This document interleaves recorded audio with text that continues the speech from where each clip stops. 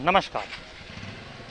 जैसा कि अभी कोरोना काल चल रहा है, धीरे धीरे केस कम हो रहे हैं, लेकिन ब्लैक फंगस आ गया, ब्लैक फंगस नहीं गया, उसके बाद अब वाइट फंगस आ गया और शहर अपने जबलपुर नगर में भी लॉकडाउन लगा हुआ है। अगले महीने इसको खोलते हैं या नहीं खोलते हैं तो प्रशासन निर्णय लेगा। परिस्थिति को देखते हुए प्रशासन उसके संबंध में निर्णय लेगा। प्रशासन की तरफ से कोरोना रोगियों के उपचार के लिए कुछ हॉस्पिटलों को अनुबंधित किया गया था, उसमें से एक नेशनल हॉस्पिटल भी है। तो हम नेशनल हॉस्पिटल में आए हुए हैं और हम यहाँ के प्रबंधन से ये जानने का प्रयास करेंगे आयुष्मान कार्ड के अंतर्गत कोरोना रोगियों का उपचार हो पा रहा है या नहीं हो पा रहा है, और यहाँ इस हॉस्पिटल में कोरोना रोगियों के लिए कितने बेड सुरक्षित किए गए हैं। तो चलिए अब हम जो हैं यहाँ के प्रबंधन से बात करने के लिए हॉस्पिटल के अंदर चलते हैं।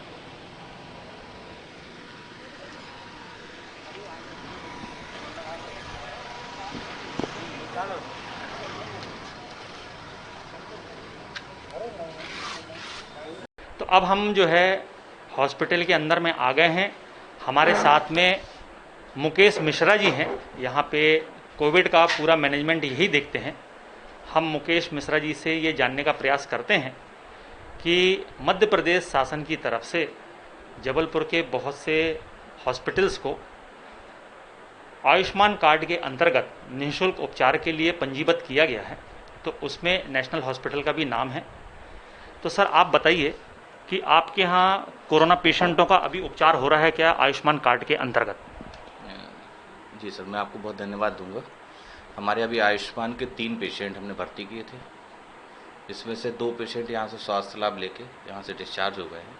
एक पेशेंट अभी वर्तमान में हमारे आयुष्मान में भर्ती है, पेशेंट नवीन पाठक है। जो 2 पेशेंट पहले स्वास्थ्य का लाभ लेके यहाँ से गए हैं, रेखा खत्री और अनीता सिंह। और गवर्नमेंट की जो गाइडलाइन है कि 30% आपको बेड रिजर्व रखना है, तो उसके लिए हमने 10 बेड हमारे अपने रिजर्व रखे हुए हैं। अच्छा, तो मुकेश मिश्रा जी बता रहे हैं कि यहाँ पे गवर्नमेंट की गाइडलाइन के अनुसार इन्होंने जो है 10 बेड आयुष्मान कार्ड के अंतर्गत कोरोना रोगियों के लिए रिजर्व रखे गए हैं। तो जो लोग कोरोना से ठीक हो जाते हैं उनको आप किस तरह के निर्देश देते हैं?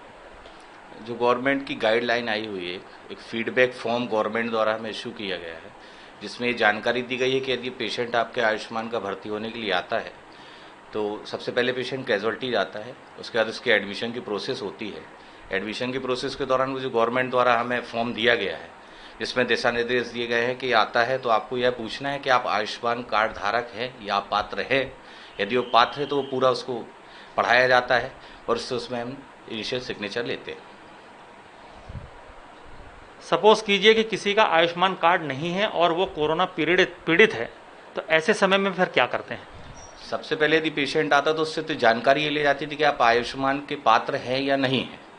यदि वो कहते कि हम नहीं हैं और वो एक गरीब परिस्थिति का है और उसका समग्र आईडी है, तो समग्र आईडी के बेस पर उसका आयुष्मान कार्ड बनवा के उसको यहाँ पे हॉस्पिटल में एडमिट करके उसका स्वास्थ्य लाभ दिया जाएगा। क्योंकि सरकार का भी जो है गाइडलाइन है कि अगर कार्ड नहीं है किसी का तो ऑन द स्पॉट वहीं पे कार्ड बना के दिया जा रहा है, तो वही नियम आप लोग जो है फॉलो करते हैं? जी, वही फॉलो कर रहे हैं हम लोग। मैंने आपको बताया कि जो उनका समग्र आईडी होता है उसमें परिवार के मुखिया का नाम होता है, तो उस बेस पर उसका आयुष्मान कार्ड बनता है। तो जैसे अभी एक चीज़ और आ गई है कि कोरोना पूरी तरह से गया नहीं और ब्लैक फंगस का हमला हो गया है। ब्लैक फंगस नहीं गया, उसके बाद में वाइट फंगस आ गया। तो ये जानकारियाँ प्राप्त हो रही हैं कि जिन लोगों को कोरोना हो जाता है, ऐसे लोग जो हैं ज़्यादा इससे पीड़ित हो रहे हैं। तो ऐसे कुछ भी जानकारियाँ आपके यहाँ या ऐसे कोई रोगी आए हैं क्या? ब्लैक फंगस का एक पेशेंट हमारे अभी एडमिट है, अजीत कुमार पेशेंट है। उसका नेजल का सर्जरी हुआ है, डॉक्टर संजय चौकसी द्वारा उनका सर्जरी किया गया है। पेशेंट अभी पूर्ण रूप से स्वस्थ है। इसकी जानकारी हमने गवर्नमेंट में कलेक्टेड में दी हुई है कि हमारे एक ब्लैक फंगस का एडमिट है पेशेंट। जो कोरोना से पीड़ित रोगी हैं वो कितने पेशेंट हैं ऐसे जिनका उपचार चल रहा है और कितने दिनों से चल रहा है और कितने दिन में ठीक हो जाएंगे वो? सर, यदि पेशेंट की तो कंडीशन के हिसाब से रहता है कि यदि मल्टीपल डिसीज है उसको, तो उसमें डे कोई ऐसा फिक्स नहीं रहता। फिर भी स्टे मान के चलिए 6 to 7 days रहता है। और अभी वर्तमान में हमारे पास कोविड पेशेंट हैं जो इलाजरत हैं, अभी उनका इलाज चल रहा है। जैसे ही स्वस्थ होंगे उनको स्वास्थ्य लाभ देके हम लोग डिस्चार्ज करेंगे। तो अभी जैसा कि आप जानते हैं, कोरोना महामारी की एक भयावहता बनी हुई है, बहुत से लोग डरे हुए हैं।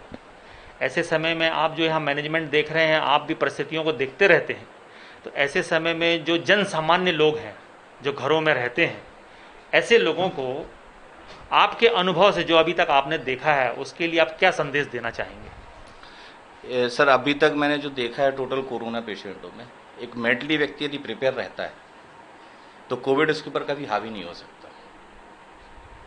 यदि वो ये चाह ले कि मैं ठीक है पॉजिटिव हूँ, तो यदि वो HRCT कराता है, उसका स्कोर आता है 4, 5, 6 जो भी स्कोर आता है, तो पेशेंट घर में भी क्वारंटाइन होकर ठीक हो सकता है यदि वो मेंटली प्रिपेयर रहता है। तो यदि उसका इम्यूनिटी पावर गिरता है या घटता है तो पेशेंट फिर डलनेस होने लगता है, जिसके कारण उसको हॉस्पिटल में एडमिट होने की आवश्यकता होती है। जिनको मतलब किसी तरह का कोई रोग नहीं है, जैसे सरकार की जो गाइडलाइन है, कोरोना की जो गाइडलाइन है पालन करने के लिए, क्योंकि आप जो देखते हो लोग आते हैं यहाँ पे, कोरोना जो पीड़ित हैं, साथ में उनके परिवार के लोग भी रहते हैं, वो डरे थे। जो लोग घरों में हैं उनको क्या संदेश देंगे? जो लोग घरों में हैं उनको यही एक संदेश है, मैं यहाँ हॉस्पिटल में देख रहा हूँ अभी मैनेजमेंट जो, कि प्रॉपर वो भोजन जो डाइट होती है वो अपना समय पे लें, नींद अपनी पूरी प्रॉपर लें, दवाइयाँ समय पे लें, यही उनके लिए एक संदेश है। तो यहाँ पे मैनेजमेंट देखने वाले मुकेश मिश्रा जी का एक संदेश है कि आप जो लोग घरों में हैं वो लोग प्रॉपर डाइट लें और जो सरकार की जो गाइडलाइन है उसका पालन करें, क्योंकि अभी ये कोरोना की जो लड़ाई है एक बहुत लंबी है, सभी को बहुत संभल के रहना है और अनावश्यक रूप से बाहर घूमने की भी आवश्यकता नहीं है। ऐसे समय में काम हो तभी जो है बाहर निकलना होता है, तभी आप निकलिए, अन्यथा आप घर में ही रहिए और सरकार की गाइडलाइन का जो है पालन कीजिए।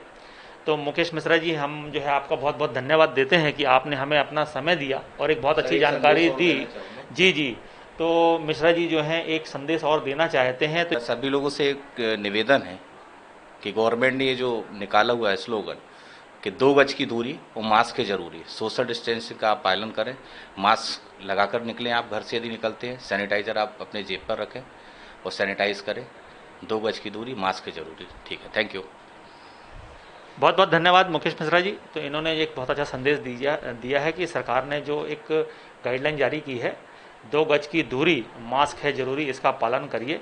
इसका पालन करने से ही हम लोग सुरक्षित रह सकते हैं। तो हम आपका फिर से एक बहुत बहुत धन्यवाद करते हैं।